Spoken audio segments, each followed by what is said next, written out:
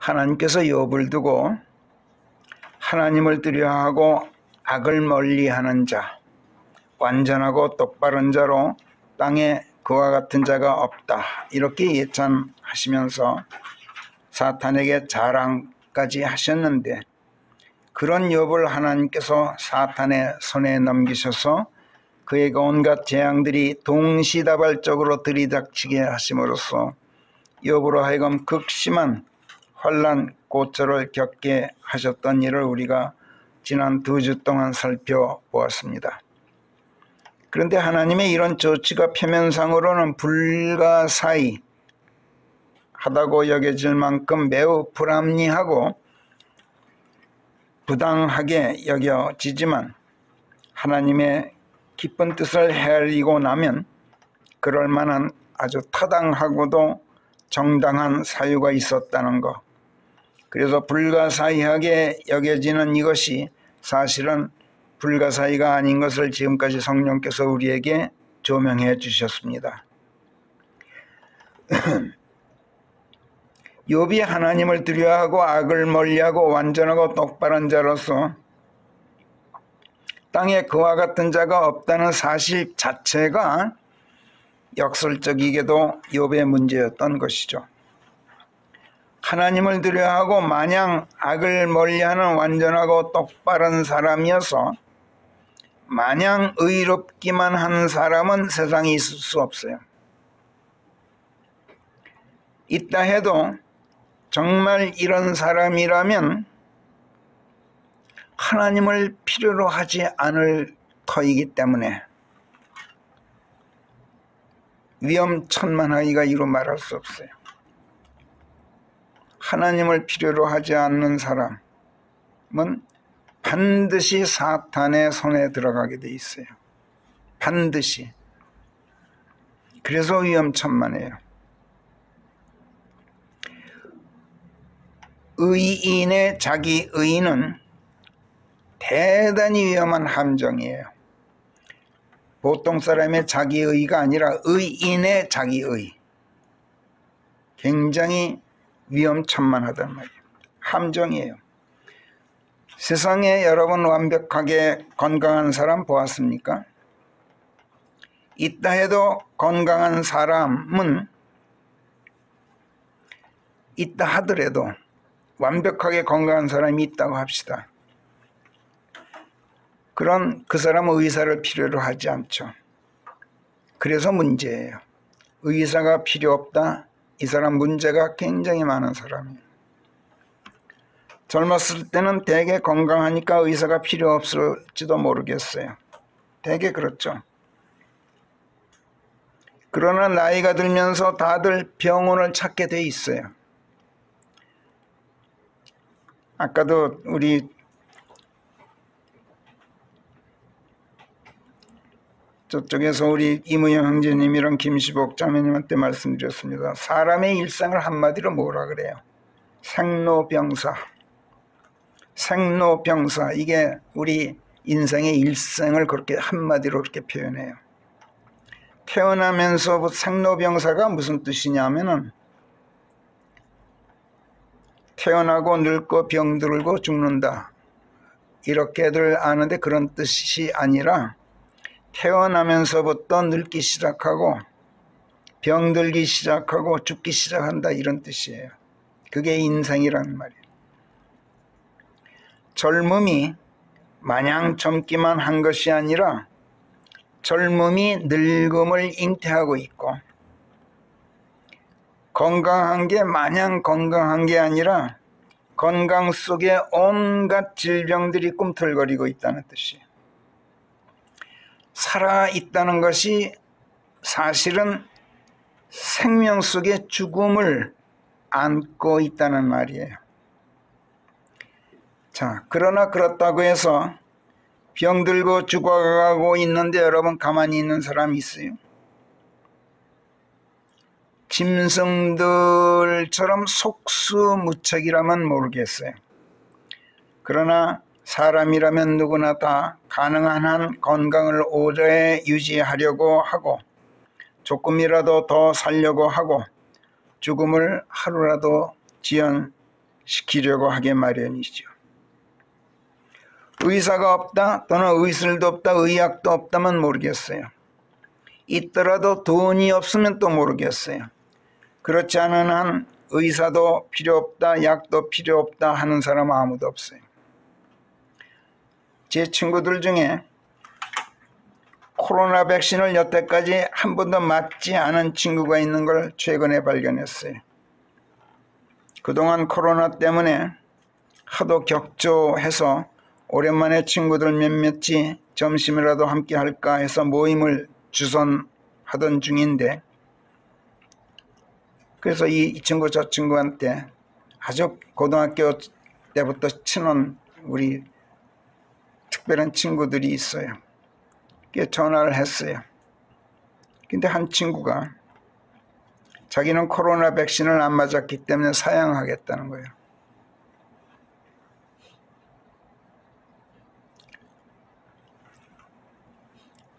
왜 안 맞았느냐고 제가 물었어요. 그랬더니 대답이 자기는 밖에 나다니지 않고 집에만 붙어 있기 때문에 코로나 바이러스에 감염될 위험이 없어서 안 맞았다. 이렇게 답을 해요. 그래서 제가 물었어요. 네 마누라도 그러냐? 그랬더니 자기 마누라는 매일같이 싸돌아다니게 바쁘대. 제 이제 질문에 함정에 빠진 거죠. 그런 너희 집도 코로나 바이러스의 안전지대는 아니로구나. 이랬어요. 그랬더니 아무 말도 못해요. 그 친구가 우리 친구들 중에서 아주 좀 괴짜에 속하는 대학 교수, 세계적으로 유명한 물리학자예요. 그리고 물리학자면서도 창조론을 믿는 물리학자로 유명해요. 그래서 제가 굉장히 자랑스럽게 여기는 친구예요, 사실은.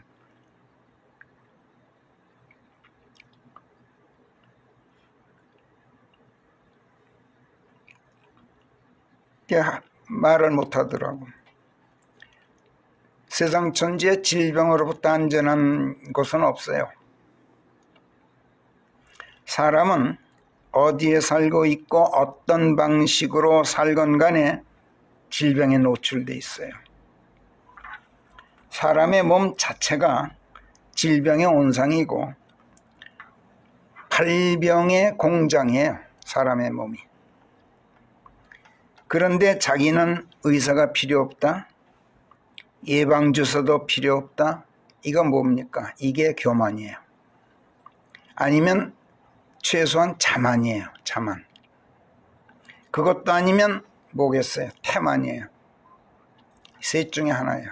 제가 그 친구한테 그대로 말했어요. 너 언제부터 그렇게 교만해졌냐? 나 교만하지 않은 거 알지 않나? 그래? 그럼 최소한도 자만이지. 그랬더니 나 자만도 안 해. 늘 조심해. 그래? 그럼 너 게을러서 그런 거야. 태만이야. 누가 만약 나는 병 걸려 죽어도 좋다. 그래서 내게는 의사가 필요 없다. 이렇게 말한다면 모르겠어요. 나 병 걸려 죽어도 괜찮아. 그렇게 말하는 사람이 없겠지만 있다면 이렇게 말한다면 모를까. 나는 건강하니까 의사가 필요 없다. 또는 나는 극도로 조심하니까 예방주사도 필요 없다. 또는 나는 의사를 믿지 않으니까 또는 약품이나 백신의 효능을 믿을 수가 없어서 의사도 약도 예방주사도 필요 없다. 이렇게 말한다면 이거는 첫째는 자기 과시의 교만이에요. 또 이런 것을 요망하고 방정맞은 자기 과신이라 그래요. 방정맞다. 말이 씨가 된다는 말이 있죠. 이걸 방정맞다 그래요. 요망하다 그래요. 방정맞은 걸. 자기 과신은 자만이에요. 또 자기 자신에 대해 무책임한 태만이에요. 이거는 주변 사람들에게 피해를 입히는, 어쩌면 아무렇지도 않게 생각하는 그야말로 후한 무치이죠. 이런 태도를 성경은 더러운 자기의, 넝마 같은 자기의 이렇게 지적하고 위선이라고 지탄해요. 어디서 주워들었는지 일루미나티인가 뭔가 하는 비밀단체, 무슨 프리메이슨인가 뭔가 하는 사악한 비밀 집단이 백신을 개발해서 접종을 권장하며 인류 멸종을 꾀한다, 이렇게 주장하는 소위 백신 음모론이 세상에 떠돌죠. 이걸 믿는 사람들도 수월찮게 많아요. 그리고 접종을 거부하고 뻗대요. 이런 사람들이 바로 중병에 걸려있는 환자들이에요. 무슨 병에 걸려 있습니까? 우리말에 아는 게 병이다 라는 말이 있죠. 모르는 게 약이다, 이런 말에 대해서 아는 게 병이다. 이 사람 너무 많이 알아서 병에 걸려있는 환자란 말이에요.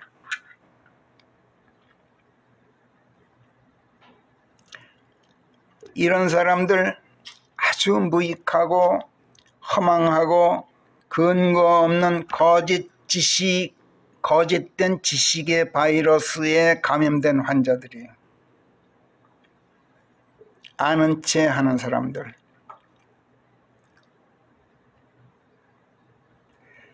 아니면 아주 허황된 사이비 종교 집단의 불순한 음모에 걸려있는 자들이에요. 그 불순한 자들의 거짓 바이러스를 퍼뜨리는 불순분자들이에요. 성경에 따르면 여러분 잘 아시죠? 세상의 멸망, 인류 멸망은 사탄이 하질 않아요. 하나님이 하시지. 사악한 집단이 아니라 하나님의 계획이에요.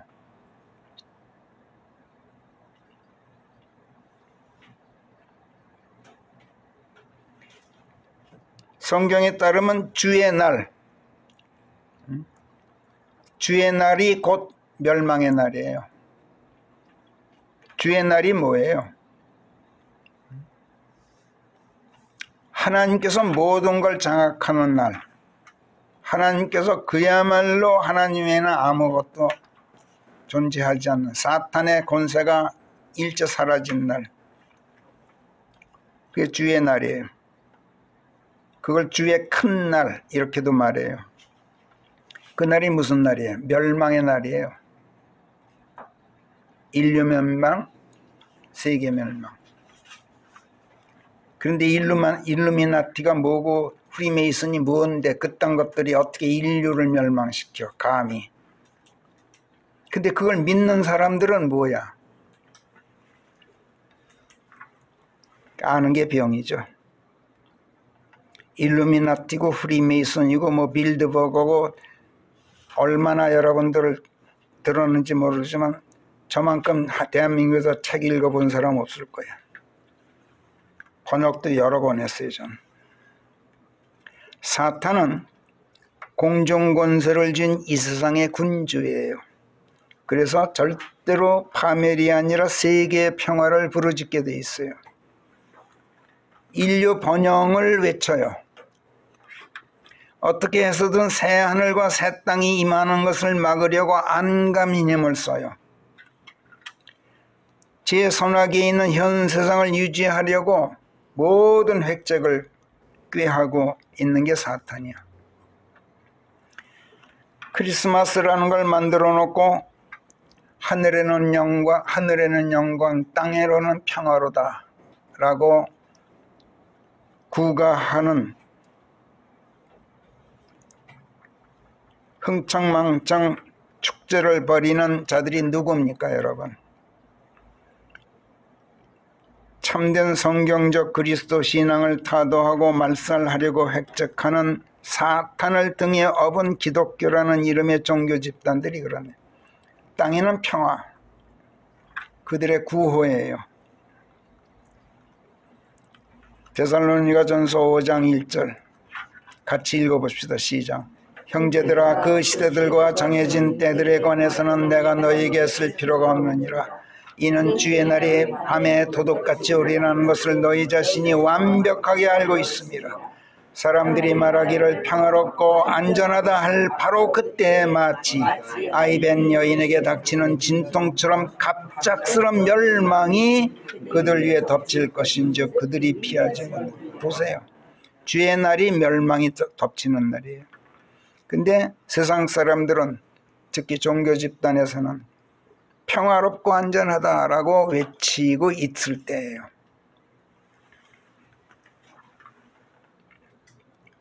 고이건 아니건 간에 음모론을 믿고 백신 접종을 거부하는 사람들은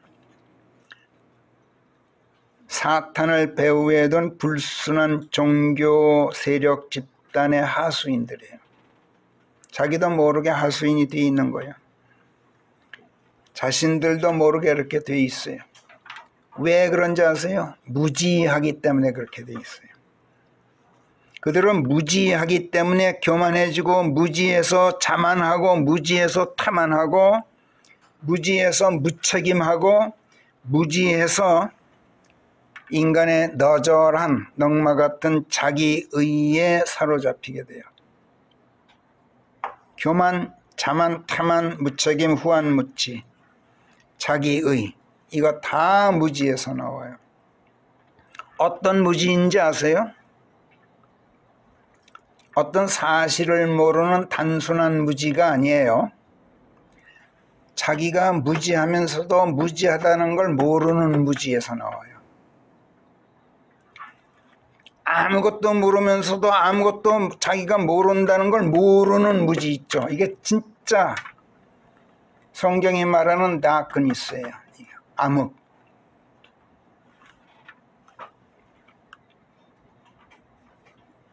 이런 사람들의 공통점이 있어요. 다른 누구보다도 많은 사실들을 알고 있다고 자처해요. 그리고 아는 척해요. 이게 공통점이에요.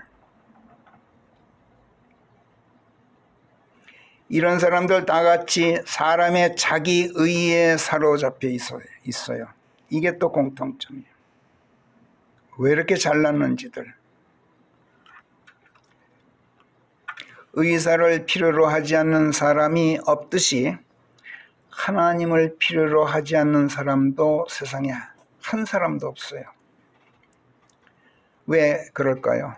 사람 자체가 질병의 온상이고 발병의 공장인데다가 어디에 살고 어떤 방식으로 살건 간에 질병에 노출되어 있는 것처럼 사람 자체가 죄의 온상이고 범죄의 공장인데다가 어디서 어떻게 살건 간에 죄의 바이러스에 노출되어 있기 때문에 그래요.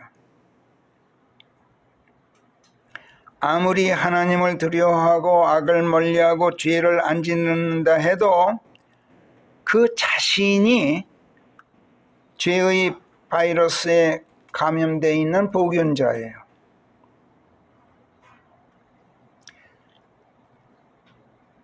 죽음의 병에 걸려 있는 확진자예요. 죄의 확진자야.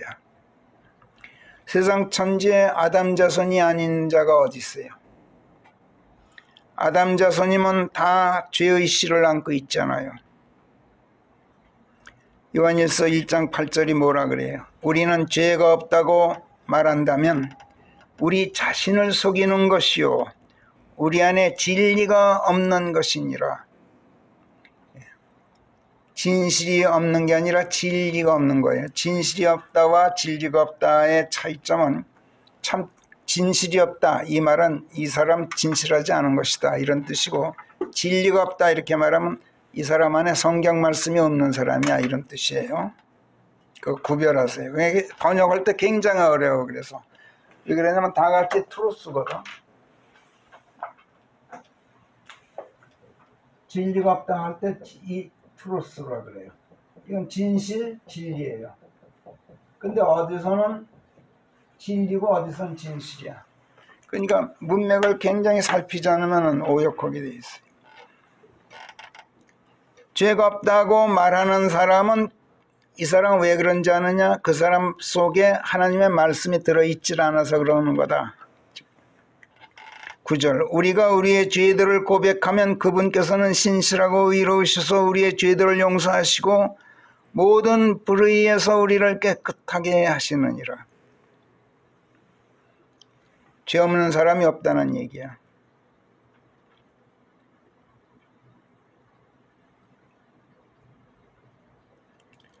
모든 사람 안에 죄의 씨가 내재하고 있는데 죄 안 짓는 사람이 어떻게 있을 수 있겠어요? 죄의 씨가 있으면 반드시 그 씨가 열매를 내게 돼 있어요. 싹 틔우게 돼 있어요. 그래서 요한일서 1장 10절에서 우리는 죄를 짓지 않았다고 우리가 만약 말한다면 우리가 그분을 하나님을 거짓말쟁이로 만드는 것인즉 우리 안에 그분의 말씀이 없는 것이니라. 10절에서 비로소 진리가 없다가 8절에서 10절에서 그분의 말씀이 없는 것이니라 이렇게 되죠. 그래서 진실이 없다와 진리가 없다를 어떻게 번역할 것인가는 이렇게 전체를 입체적으로 살펴보면서 생각하지 않으면 어렵다는 얘기예요. 세상 천재 여러분 죽지 않는 사람 봤어요? 근데 왜 죽습니까? 죄 때문 아닙니까? 죽음은 죄의 대가다. 로마서 6장 23절이 분명하게 말씀해요. 그래서 사람은 누구라도 한 번은 반드시 죽어야 하도록 정해져 있다. 히브리서 9장 27절이 말씀하죠. 그런데 여러분 죽어도 그리스도 안에서 죽으면 반드시 다시 살아 일어나도록 하는 권능이 우리 하나님께 있어요. 그것도 영원히 죽지 않고 영원히 썩지 않는 생명으로 다시 살아 일어나게 하는 실로 경이로운 권능이 하나님께 있어요. 하나님께서는 이 권능으로 당신의 부르심에 응한 사람들을 당신의 말씀들 안에 침례시키셔서 그리스도 예수 안에서 죽게 하셔요. 그리고 그분 안에서 영원한 생명을 지니고 다시 살아 일어나게 하셔요. 이게 바로 성경이 말씀하는 구원이라는 것이고 이것을 하나님의 치유라고 말해요. 하나님의 치유는 영원토록 죽지 않게 하는 치유예요. 혼만이 아니라 몸까지도. 자, 하나님의 치유가 이처럼 영원히 죽지 않게 하는 치유라면 일반 질병의 치유는 1도 아니겠죠. 한번 생각해 보세요. 이승우 형제님 죽지 않게 하는 권능이 하나님의 손에 있는데 이승우 형제님 질병 하나 못 고칠 하나님이시겠느냐고. 근데 이걸 사람들이 안 믿어. 이상하게. 왜 안 믿는지 아세요? 하나님의 말씀이 그 안에 없어서 그래. 진리가 없어서 그래요. 진리가 없는 사람은 이 세상에 떠도는 거짓 소문, 거짓 지식으로 가득 차 있어요. 마귀로 가득 차 있는 거죠. 하나님께 있는 이 치유의 권능, 영생을 얻게 하는 구원의 치유뿐만이 아니라 일반 질병의 치유까지도 할 수 있는 권능 때문에 세상 사람들은 모두가 하나님을 필요로 해요. 모든 사람이 죄의 바이러스 복균자들이기 때문에 그렇고 모든 사람이 죽음의 병을 앓고 있는 환자들이기 때문에 그렇고 모든 사람이 죽음의 바이러스에 노출되어 있기 때문에 그래요. 그러면서도 문제는 자기가 그렇다는 것을 까맣게 모르는 무지의 바이러스에 오염되어 있는 병자들이기 때문에 그래요. 그리고 이 무지 때문에 넝마같이 더러운 인간의 자기의라는 질병을 앓고 있는 환자들이기 때문에 하나님이 필요하단 말이에요. 설령 그렇지 않다 하더라도 사람들은 모두가 무지의 바이러스의 무방비로 노출되어 있어요. 내가 무지의 바이러스에 오염되어 있지 않다 하더라도 바이러스에 노출은 되어 있단 말이에요. 자기의라는 병균에 감염될 위험에 노출되어 있단 말이에요. 누구든지 지옥에 던져질 위험에 노출되어 있어요. 하나님께서 한 사람이라도 더 구원하고자 자비를 베푸시는 이유는 모든 사람이 이 무지의 질병을 앓고 있는 환자들이기 때문이고 모두가 지옥에 던져질 위험에 무방비의 상태이기 때문에 그래요. 하나님께서 욥을 두고 하나님을 두려워하고 악을 멀리한다, 완전하다, 똑바르다, 세상에 그와 같은 자가 없다 이렇게 칭찬하신 것은 바로 욥이 이런 위험에 노출되어 있음을 경고한 말씀이었어요.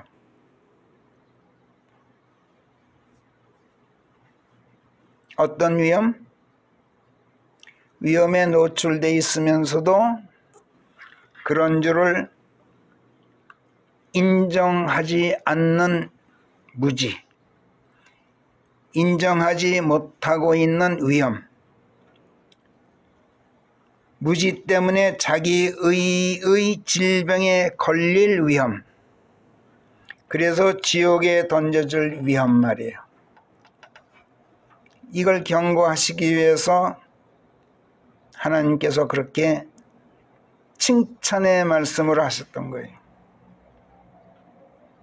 무지 중에서 다시 말씀드리지만 가장 위험천만한 무지가 알지도 못하면서 알고 있다고 자처하는 무지예요. 자기가 무지하면서도 무지한 줄 모르는 무지. 그보다 더 위험한 무지가 있어요. 근데 알지도 못하면서 알고 있다고 자처하더라도 혼자만 알고 있으면 괜찮아요. 입 다물고 있으면 그래도 괜찮단 말이에요. 덜 위험해. 가장 위험한 무지는 알지도 못하면서 입을 놀려대면서 무지한 언솔로 진실을 흐리고 하나님의 뜻을 가리면서도 그런 줄을 모르는 무지. 죽음에서 건져내고 지옥에서 건져내시려고 손쓰시는 하나님의 계책, 그 요지, 계책의 취지를 흐리고 방해하면서도 자기가 그러고 있는 줄을 모르는 무지. 가장 위험한 무지예요. 왜 그런지 아세요? 이런 무지는 하나님께서 용서를 안 하기 때문에 위험해요.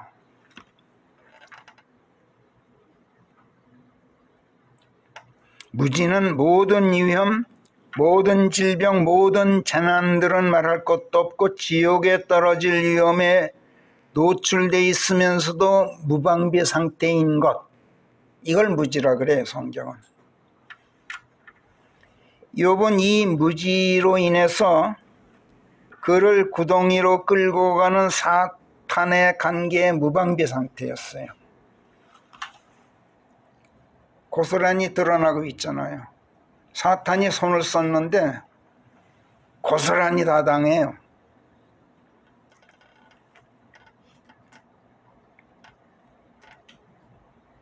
하나님을 두려워하고 악을 멀리하는 자로 완전하고 똑바른 자, 세상에 그와 같은 자가 없는 자예요.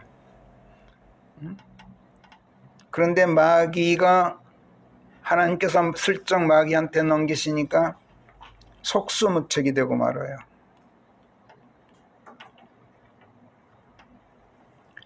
무방비 상태였던 거예요. 그래서 그를 이 사탄의 관계에 맞설 수 있도록 무장시키시려고 하나님께서 그를 사탄의 손에 넘기셨어요.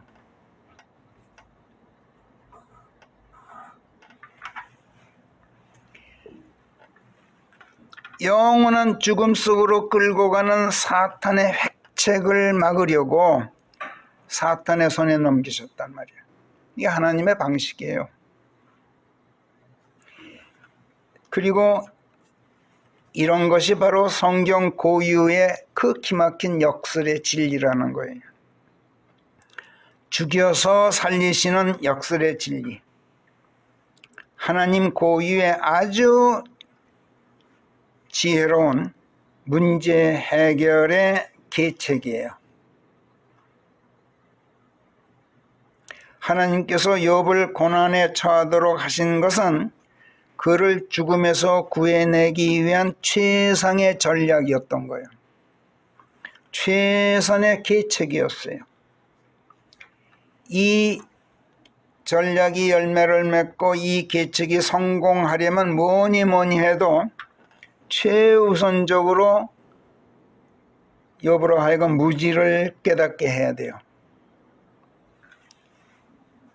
하나님께서 욥을 사탄의 손에 넘겨 온갖 환난 고초 겪도록 조처하신 것은 바로 그로 하여금 자기 자신의 무지를 깨닫고 사탄의 손에 걸려들지 않게 하려고 그러신 거예요.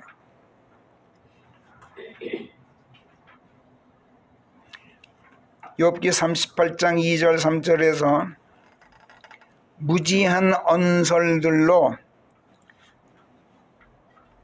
계책의 취지를 흐려놓는 이자가 누구냐?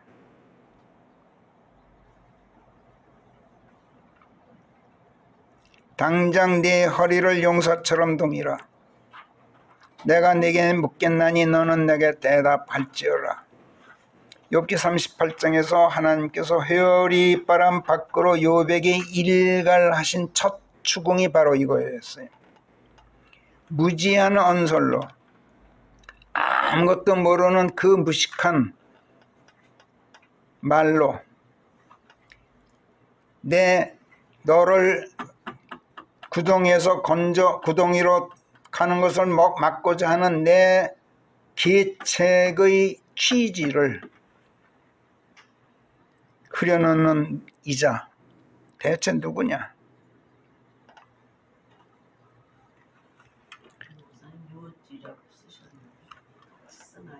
이거를 우리 말 역본들이 무지한 말로 지식이 이게 없는 말로 이치를 어둡게 한다 이렇게 했는데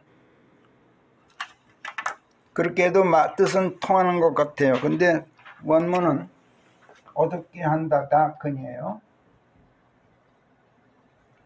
근데 중세 영어이기 때문에 3인칭 단수일 때 다큰 이자 이렇게 해요. 그 다음에 counsel이야.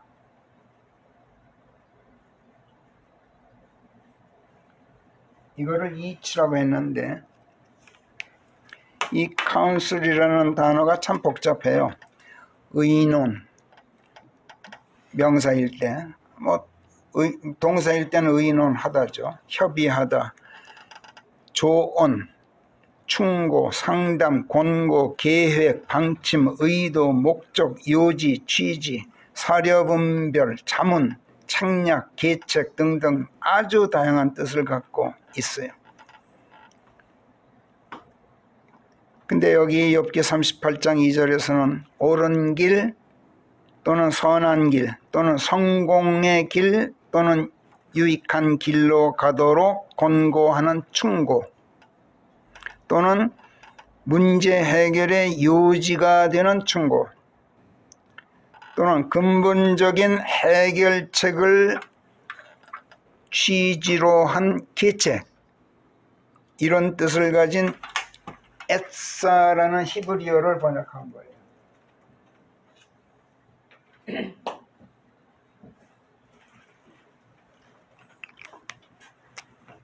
이걸 킹제임스 성경이 카운슬이라고 번역을 했는데, 그래서 우리가 원문의 뜻을 최대한으로 살리기 위해서 이 단어를 계책의 요지 또는 계책의 취지 이렇게 옮겨요. 취지란 말은 손으로 잡는 걸 취라 그래요. 그 다음에 달릴주,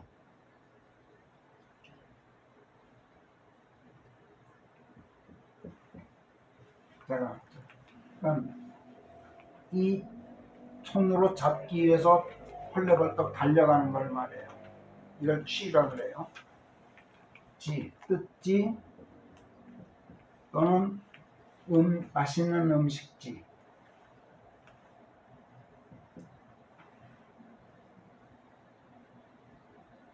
맛있는 먹이. 짐승이, 사자나 호랑이가 저기 아주 맛있는 먹거리가 있어. 있는 힘을 다해서 달려가 잡는 걸 취지라 그래요.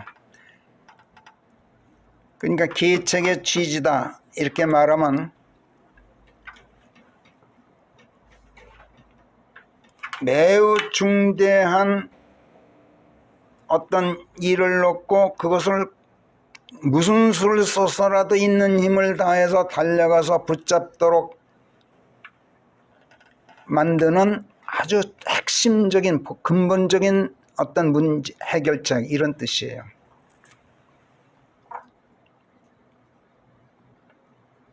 하나님께서 욥을 살리려고 그런 계책을 세워놓고 계신데 그것도 모르고 아무것도 알지 못하면서 이런 말 이러쿵저러쿵 뒷거리에 대면서 그 계책을 흐려놓는 이자가 대체 누구냐? 하나님께서 그렇게 일갈하셨던 거예요.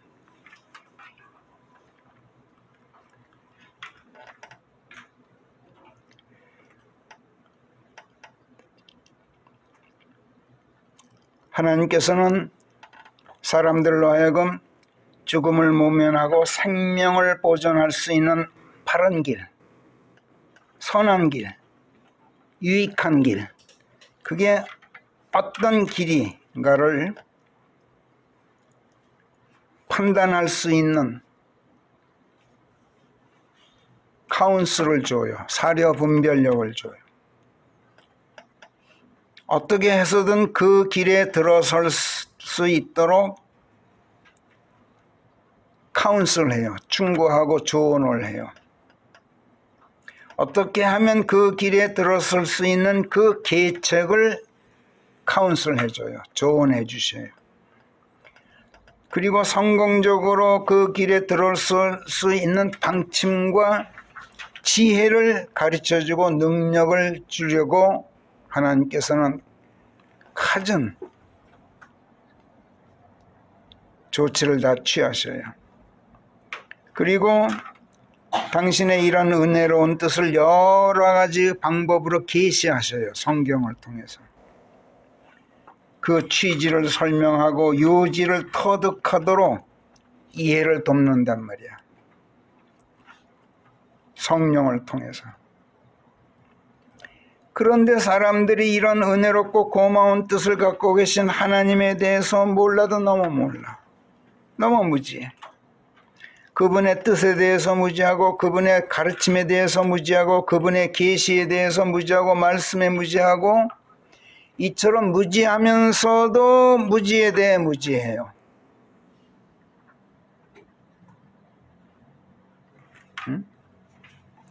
그리고 무지하면서도 이러쿵저러쿵 제멋대로 온갖 무지한 언설들을 늘어놓으면서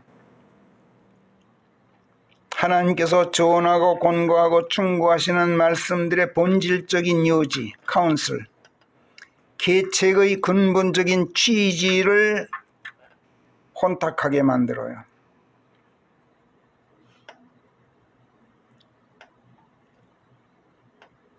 이건 모든 사람이 다 그렇기 때문에 비단 욥만의 문제가 아니에요.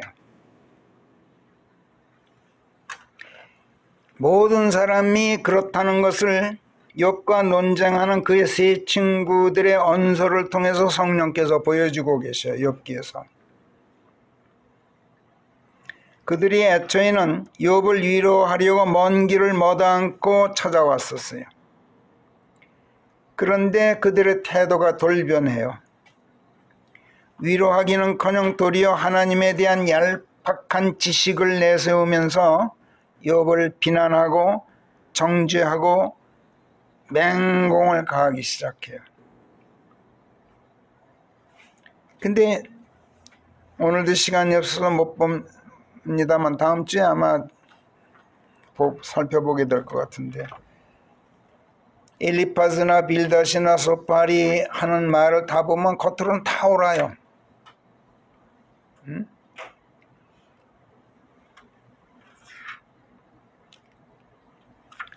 그런데 욥이 굉장히 반발하죠. 격렬하게 반발해요. 그래 그 친구들과 욥 간에 아주 무익하고 무의미한 논쟁이 격렬하게 벌어졌는데, 그 친구들이 이나 욥이 논쟁을 늘어놓는 그 말들을 가만히 들어보면 다 같이 옳은 말만 하는 것 같아.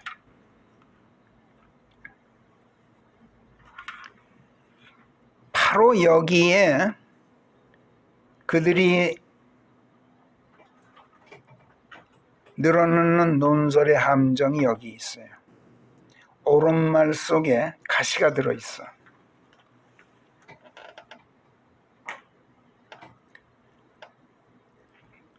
옳은 말 속에 하나님의 뜻은 하나도 들어가 있지가 않아. 하나님에 대해서 무지한 자들, 하나님의 말씀에 대해서 무지한 자들은 아무리 그럴듯한 말을 하고 이치에 맞는 논설을 늘어놓아도 문제의 본질에서 빗나가게 돼 있어요. 옳은 말인데 문제의 본질에서 빗나가면 그건 뭐예요? 쓸데없는 말이 되고 말죠. 아무리 선량한 말을 해도 하나님의 의중에 있는 아주 근본 취지에서 벗어나요. 이게 무지한 자들의 특징이야. 무지하면 그럴 수밖에 없어요. 성경에서 무지라고 말하면 단순히 지식 없는 것만 말하는 게 아니에요. 성경에서 무지이라 하면 하나님의 뜻을 무시하고 사람의 생각을 앞세우는 자기 의의 교만을 뜻해요. 하나님의 생각보다 사람의 생각을 앞세우는 자기 의의 이 교만, 이건 하나님과 따지고 대드는 도발로 발전하게 되죠. 욥이나 그의 친구들은 다 같이 무지의 바이러스에 감염돼 있었고 자기 의를 내세우는 교만의 바이러스에 감염돼 있는 병자들이었어요.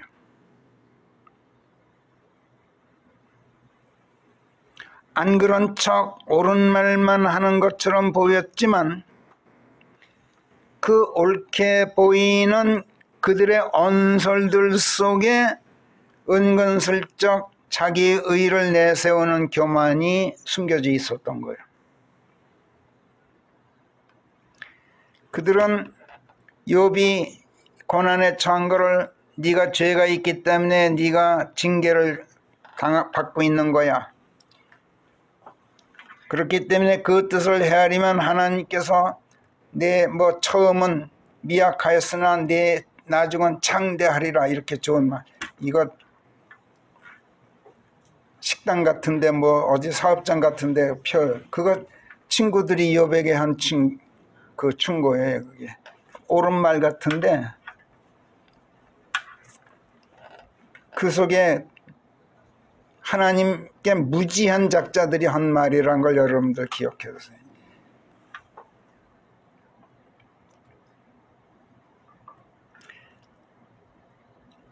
그래, 하나님의 징계에 대해서 이러쿵저러쿵 이 얘기를 하는데 하나님을 필요로 하지 않는 자들이야.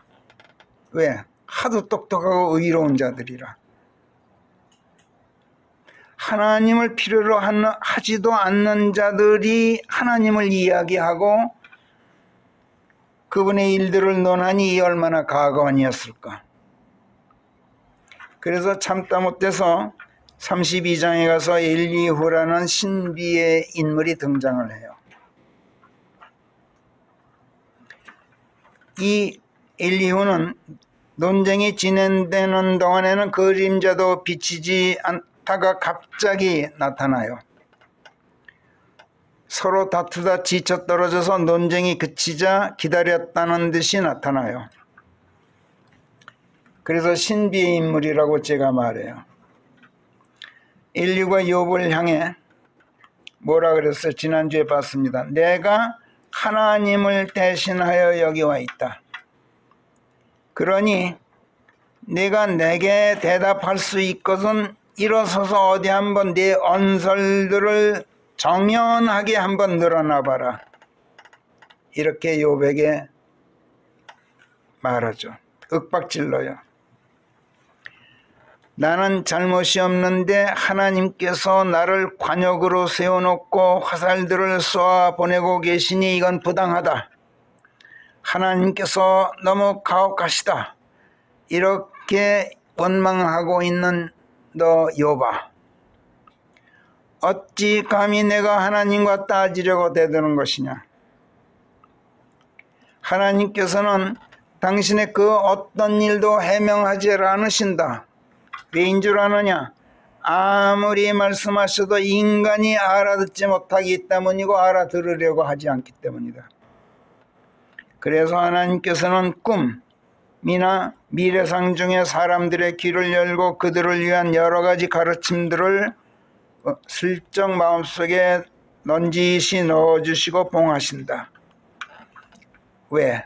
그렇게 하셔서 인간들의 의지에서 사람의 생각에서 끄집어내고 그들에게서 교만이 엿보이지 않게 하시려고 그런다.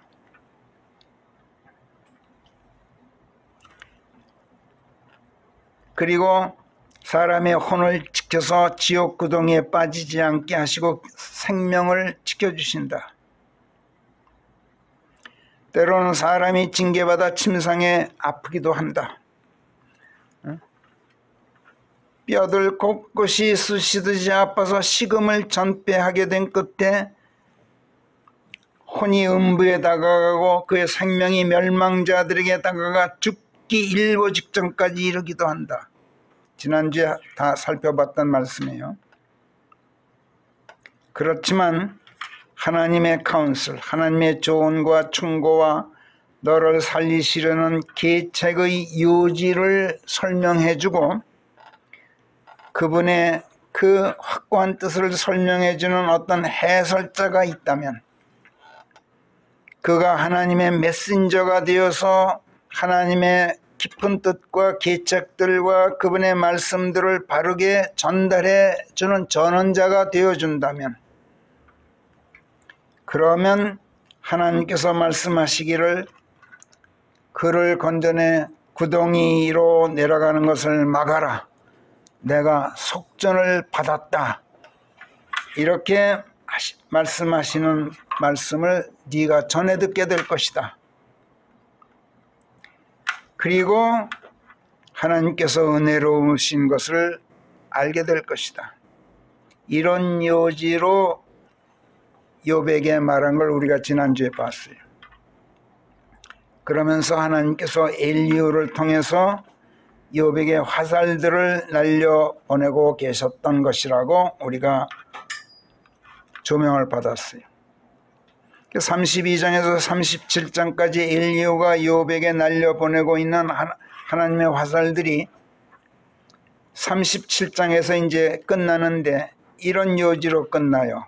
거기 37장 14절부터 24절까지 추려서 제가 한번 읽어볼게요. 오 욥이여 이것을 경청할지니 움직이지 말고 서서 하나님의 경이로운 일들을 깊이 생각하라. 16절로 띄어서 지식에 있어 완벽하신 그분의 그 경이로운 일들을 그대는 알고 있는가? 거울과도 같은 저 튼튼한 하늘을 그대가 그분과 함께 펼쳤는가? 23절로 띄어서 전능자로 말하자면 우리는 그분을 찾아낼 수가 없나니 그분께서는 권능과 법도에 있어서나 정의가 풍부함에 있어 지극하시어서 그분께서 괴롭히시는 일은 없느니라.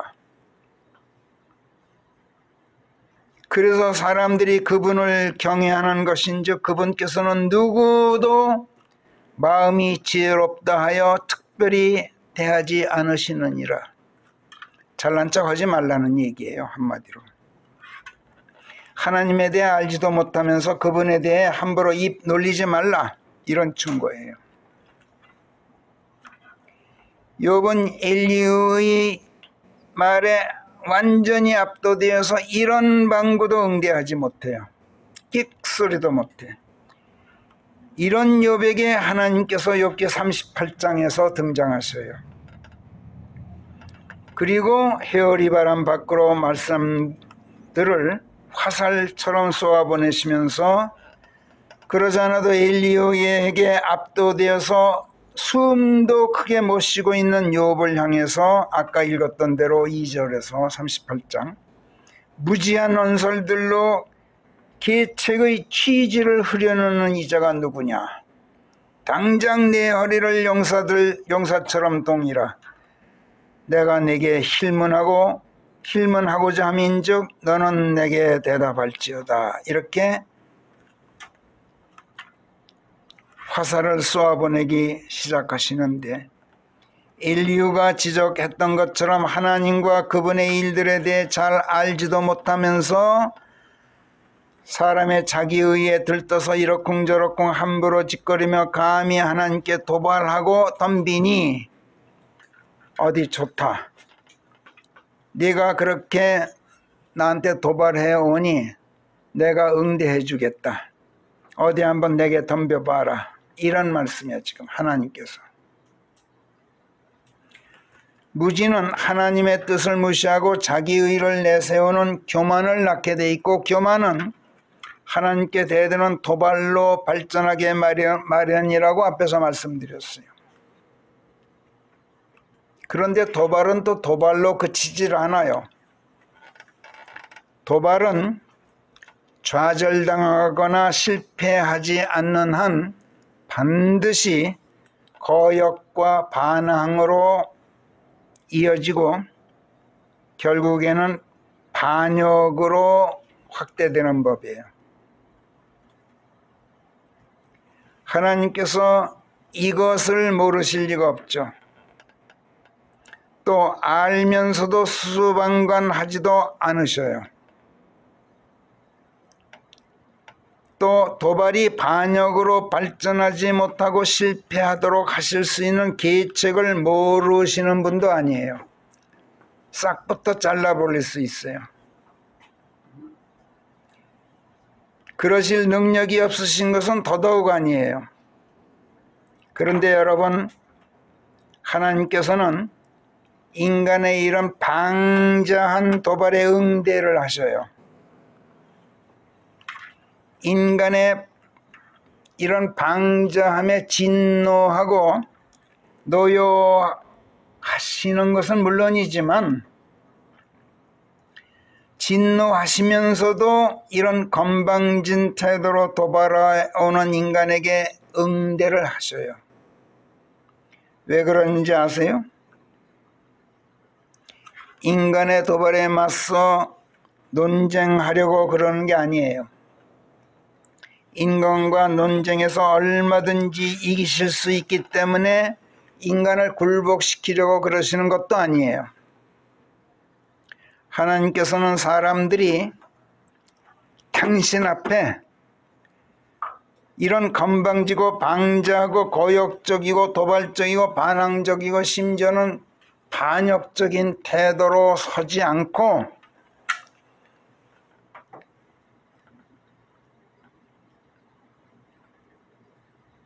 아까 제가 서두에서 말씀드렸던 것처럼 하나님 앞에 당당한 자세로 담대한 말씀을 드릴 수 있는 자격을 가지고 당신 앞에 설 수 있도록 만드시려고 그러시는 거예요. 하나님께서는 사람들이 당신 앞에 온유하고 온유와 진리와 의에서 뿜어내져 나오는 45편에서 우리가 배웠죠. 그 존엄한 권위를 가지고 하나님 당신 앞에 서기를 바라셔요. 정의의 용사처럼 당당하게, 진리의 전파자처럼 의연하게, 혈과 육에 맞서 싸우는 용사가 아니라 이 세상의 신, 이 세상의 군주인 마귀를 등에 업은 정치적 주권자들, 종교적인 권력자들, 그리고 이 세상 어둠의 통치자들에 맞서 싸우는, 또 높은 처소들에 있는 영적 악에 맞서 싸우는, 마귀의 간계에 맞서 싸우는 당당한 정의의 용사, 의로운 진리의 전파자로서 하나님 앞에 담대히 설 수 있게 하시려고 건방진 자들에게도 응대로 하셔요. 그 주제넘고 건방지고 방자한 태도를 반성하게 만들어요.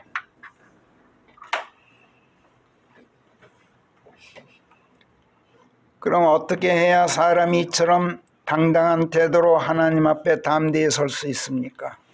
이것도 역시 서두에서 말씀드렸어요.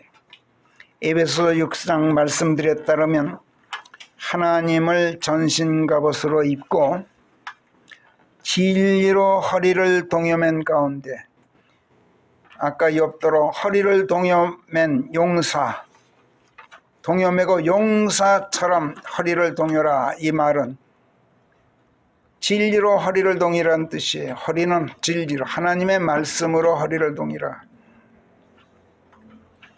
하나님의 의를 가슴판으로 두르고 화평의 복음을 전파할 만반의 준비를 신발로 신어라.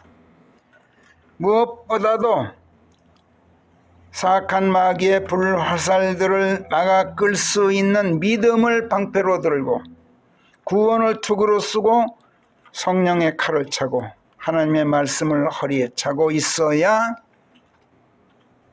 그래야 하나님 앞으로 담대히 나아가서 하나님 앞에 굳건히 설 수가 있다는 거예요.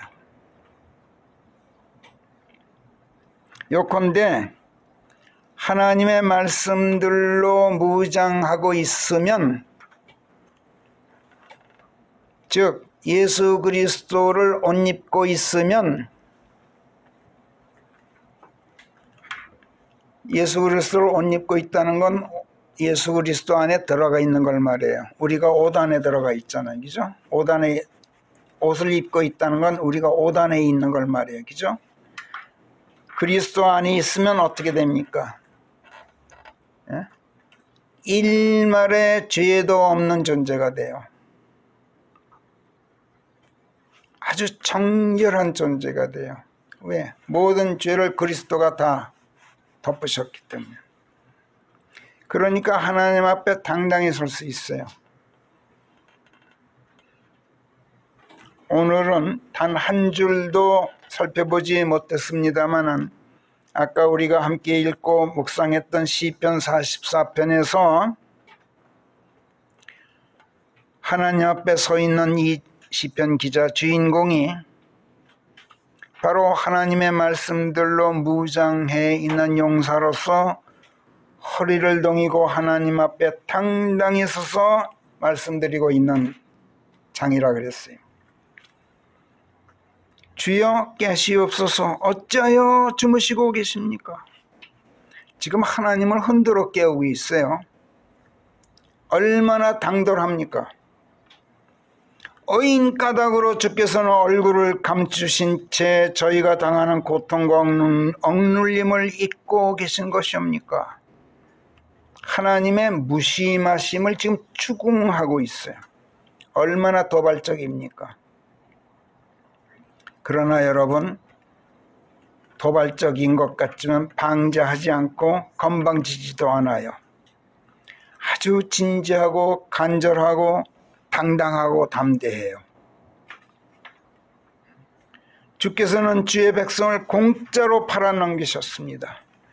하나님께서는 저희들을 이웃들에게 비방거리, 조롱거리, 놀림감, 속담거리, 웃음거리가 되게 만들고 계십니다. 망신스럽고 창피하고 무안하고 부끄러워서 고개를 들 수가 없습니다. 원수가 저희들을 비방하고 모욕하고 모독하도록 하나님께서 방치하고 계십니다. 이 모든 것들이 저희들을 덮쳤는데 모른 척 하고 계시니 이거 어찌된 일입니까? 이렇게 하나님께 책임 추궁을 하고 있으니 얼마나 담대합니까? 그런데 이 담대함이 어디서 나온다 그랬어요? 성령께서 시편 기자로 하여금 그 이유를 밝히도록 하셔요.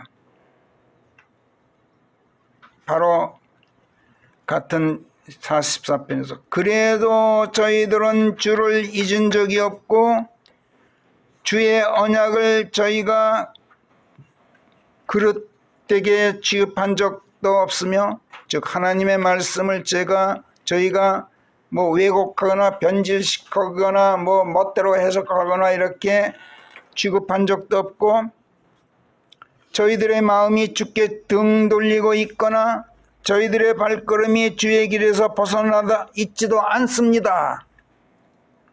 주께서 저희들을 용들의 처소에 집어넣고, 용들의 처소가 어디예요? 예? 저는 기독교라는 이름의 종교 집단의 교회를 용들의 처소라고 해석해요. 그런 집단 안에 저희들을 집어넣고 격심하게 하나님께서 결단내고 죽음의 그림자로 저희들을 덮으셨지만 그럼에도 불구하고 저희들은 그러지를 않았습니다. 지금 시편 기자는 하나님께 진실을 고하고 있어요. 하나님께서 꼼짝 못하셔요 지금. 그러면서 하나님께서 마음 돌리시기를 강력하게 촉구하고 있어요. 그러라고 하나님께서 지금 일부러 침묵하고 얼굴을 감추시고 모른 척하고 팔짱 끼고 계신 거야. 여러분, 기도가 왜 필요한지 아시겠죠? 기도하라고 하나님께서 응답을 안 하신가? 기도하라고, 부르짖으라고. 지금 이 시편 기자는 하나님께 이렇게 당돌한 태도로 지금 말씀드리고, 하나님께서 이렇게 했음에도 우리들은 그렇지 않았습니다 하고 말씀드린 게 시편 기자가 설마니 하나님께 지금 공치사하고 있는 것이겠어요? 이스라엘 민족이 과거에는 절대로 이렇게 당당할 수가 없었어요. 하나님과의 언약을 짓밟았기 때문에. 그러나 대환란 시대에는 달라져요. 교리적으로는.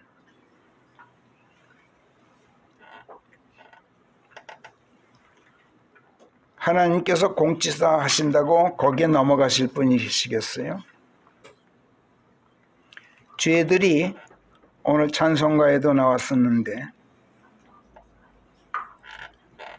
죄들이 주홍 같을지라도 누구든지 예수 안에 있으면 눈같이 휘어지고 양털같이 정결해져요. 하나님 앞에 당당히 설 수 있는 자격이 생겨요.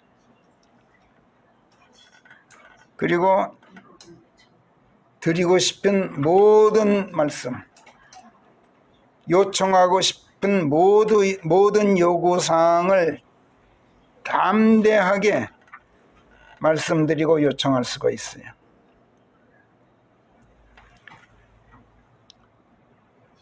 하나님의 말씀들 안에 침잠해 있으면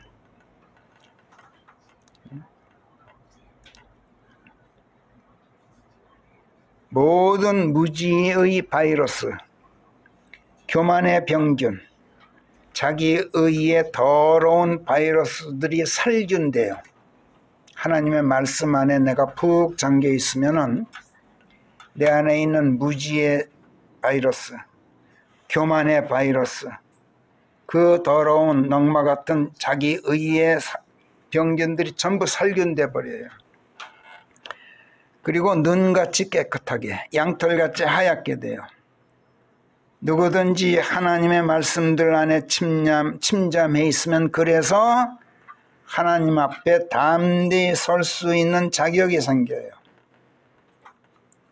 다음 주에 시편 44편 한 구절씩 살펴보기로 하고, 하나님께서 방자한 인간의 도발에도 불구하고 진노를 참으시고 응대하시는 이유, 성경에서 유일하게 딱 한 군데 나와요. 성령께서 그 이유를 밝히시는 이사야서 1장 18절부터 21절 우리 함께 읽고 오늘 설교를 마치겠어요. 이사야서 1장 18절 시작. 주가 말하노니 당장 와서 우리 함께 시비를 가려보자. 잠깐요. 시비를 가려보자. 건방지게 도발해오는 인간을 응대하시는 하나님께서 하시는 말씀이야. 그래, 그렇게 너 잘났니? 그래, 우리 한번 따져보자. 하나님께서 꼭 참으시고 그 방자한 인간의 도발을 응대하신단 말이에요. 그 다음에 아까 말씀드렸던 그 말씀이 바로 나와요. 시작. 너희 죄들이 종 같을지라도 그 죄들이 눈같이 휘어질 것이요 그것들이 진홍 같을지라도 그것들이 양털같이 되리라.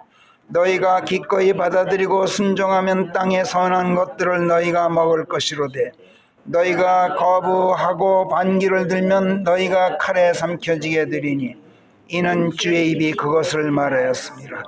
신실하던 도송이 창녀가 되다니 어떻게 그럴 수가 있는가. 전에는 그 도송이 법도로 충만하여 그 안에 의가 자리하고 있었는데 지금은 살인자들만 득실거리도다. 네, 신실하던 도송이 창녀가 되었다. 창녀가 뭐예요? 네? 바빌론 종교. 기독교라는 이름의 종교가 바로 창녀죠. 신실하던 도성이, 교회가 살인자들, 지옥으로 사람들을 보내는 살인자들의 소굴이 되었단 말이에요. 기도하겠습니다.